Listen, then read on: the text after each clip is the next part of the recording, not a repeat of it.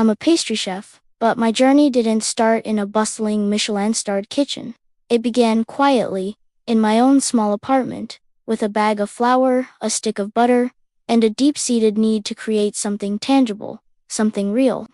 For years, I had navigated the world feeling like a ghost, my voice lost in the crowd, my presence barely registering. Confidence was a foreign concept, a language I couldn't speak. I was defined by my anxieties, my hesitations, and the constant, nagging feeling that I wasn't enough. Baking, in its unassuming way, became my silent instructor, teaching me the lessons I so desperately needed to learn about myself. It was through the precise, methodical nature of pastry that I began to build, layer by layer, a sense of self-worth that had long eluded me. The first lesson was in precision and patience.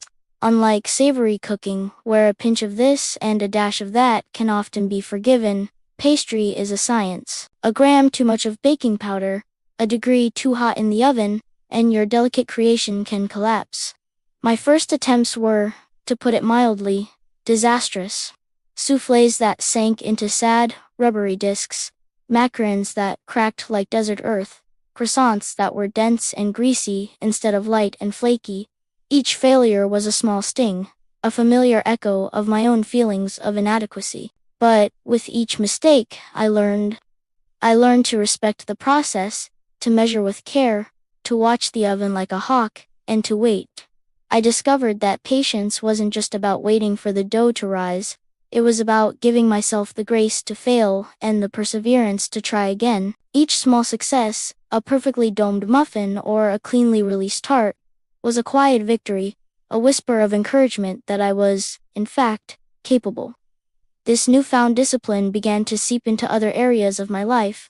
The focus required to pipe intricate designs on a cake translated into a greater ability to concentrate on complex tasks at work. The patience I learned while waiting for bread to proof taught me to be less reactive, to pause and think before speaking. Baking provided a structured environment where my actions had direct, predictable consequences. If I followed the recipe, I was rewarded. This cause and effect relationship was incredibly grounding. It gave me a sense of control that I felt was missing in the chaotic, unpredictable nature of social interactions and professional expectations. I was no longer just passively experiencing my life. I was actively participating in creating something good, something beautiful. The most profound shift, however, came from the act of sharing. At first, I was terrified. To offer someone a piece of what I had made felt like offering a piece of myself up for judgment. What if they didn't like it? What if they could taste my inexperience, my anxiety, baked right into the crumb?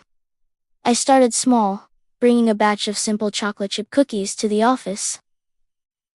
I left them in the break room and scurried back to my desk, my heart pounding. But then, I heard it. A coworker exclaiming, "Wow, who made these? They're amazing." Slowly, cautiously, I admitted they were mine. The genuine smiles, the words of praise, they were a balm to my fragile ego. People weren't just eating a cookie. They were appreciating my effort, my time, my care. This simple act of giving became a bridge, connecting my isolated inner world with the world outside. I started baking for friends' birthdays, for family gatherings, for no reason at all.